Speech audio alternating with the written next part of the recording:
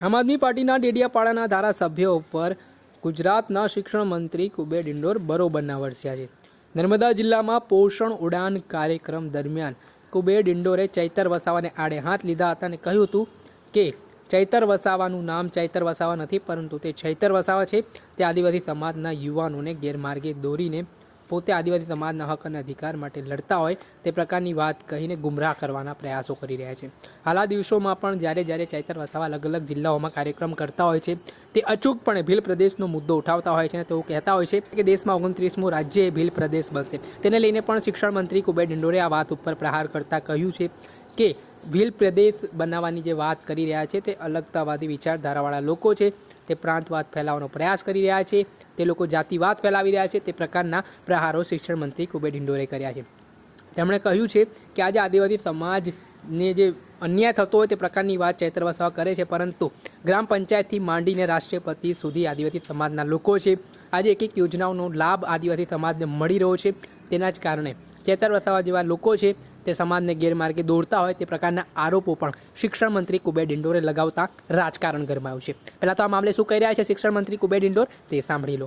એકતાની વાત છે, બધા જ લોકો સાથે મળીને દેશને આપણે આગળ વધારવાનો, પણ લોકોને સમાજમાં ભાગલા પાડવાની નીતિ, અલગતાવાદ પેદા કરવાની વાત, જાતિવાદ ફેલાવવાની વાત, પ્રાંતવાદ ફેલાવવાની વાત કેટલાક લોકો કરી રહ્યા છે। મારા નવા યુવાનો અને મિત્રો ભ્રમિત કરી રહ્યા છે, એવા લોકોને મારે વિનંતી છે કે મારો આજે આ સ્કૂલમાં ભણતા મારા વિદ્યાર્થીઓ આ સાચી વાતથી મિત્રો વાકેફ થાય, સાચો ઇતિહાસ જાણે અને આગળ વધે। એવા લોકો કેટલાક ભ્રમિત કરી રહ્યા છે ગામડે ગામડે, આખા ગુજરાતમાં, દેશમાં, એમને જાકારો આપવાનું તમારે કામ કરવાનું છે। આ ઠક્કર બાપા મિત્રો, આ દેશને આઝાદી નથી મળી ને, આઝાદી એ સમય મિત્રો 1930માં આ મરોલીમાં ડોક્ટર આપણા સરદાર વલ્લભભાઈ પટેલ અને મહાત્મા ગાંધી સાહેબે પહેલી આશ્રમશાળા સ્થાપી હતી મિત્રો, પહેલી આશ્રમશાળા મરોલી આપણા તાપી નવસારીમાં, અને ત્યાંથી મિત્રો દાંડીકૂટની યાત્રા એમને કરી। એ સમયે આશ્રમશાળાની સ્થાપના કરી અને આદિવાસી સમાજના બાળકો મિત્રો ભણતા છે। એમાં કસ્તુરબા પણ સભ્ય હતા, મહાત્મા ગાંધી પણ એના સદસ્ય હતા, સરદાર વલ્લભભાઈ પણ એના પ્રમુખ હતા। જેની વાત કરો છો તમે આદિવાસી એકતાની વાત, એવા લોકોને જાકારો આપવાનું મિત્રો કામ કરે। નવા યુવાનો ભ્રમિત થઈ જાય છે, વાતમાં આવી જાય છે। ભીલ સેવા મંડળ દાહોદમાં ઠક્કર બાપાની સ્થાપના કરી અને ભીલ સેવા મંડળમાં લોકો બન્યા। અહીંયા ભરૂચ જિલ્લા આદિવાસી સેવા સંઘની કેળવણી મંડળની સ્થાપના એ સમય મિત્રો કરી। આ બધો ઇતિહાસ, સાચો ઇતિહાસ મિત્રો આપણે જાણવો પડે બધાએ। આજે લોકોને ભ્રમિત કરવા માટે નીકળ્યા છે અધિકારના નામે, પછી કે આદિવાસીના અધિકારો માટે લડીએ છે। કયા અધિકારોની વાત કરો છો ભાઈ તમે?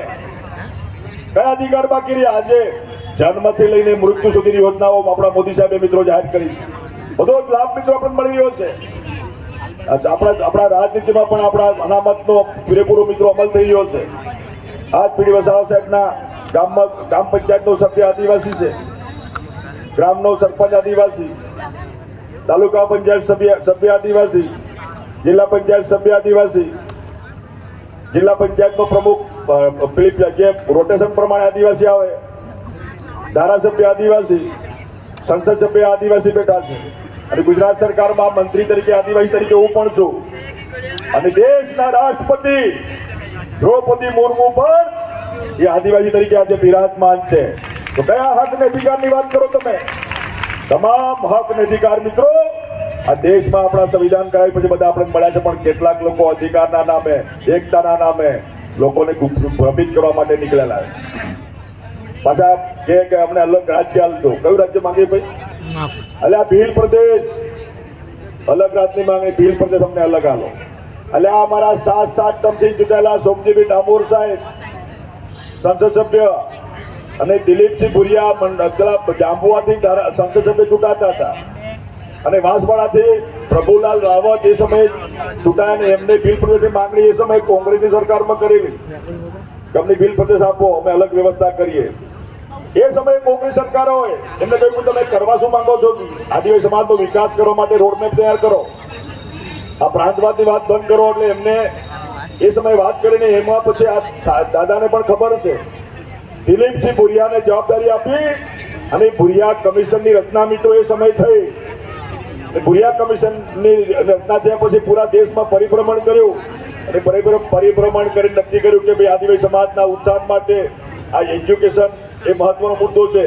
એના માટે મિત્રોની વ્યવસ્થા થઈ અને આદિવાસી સેવા સંઘને સોમજીભાઈ ડામોર સાહેબે પણ આદિવાસી વિકાસ પરિષદની સ્થાપના કરી અને એમને બધાએ મળી શિક્ષણમાં આગળ વધવાની વાત કરીને ખોડિયાર સમિતિએ જે અહેવાલ આપ્યો 1992માં અને ન્યૂ ગુજરાત પેટર્ન મિત્રો બની 1997માં અને આ બધા હક ને અધિકાર મળવાની વાત થઈ ને પેલા ભીલ પ્રદેશની વાત કરતી એ લોકો મુદ્દો એમને ડબલામાં મૂકી દીધો.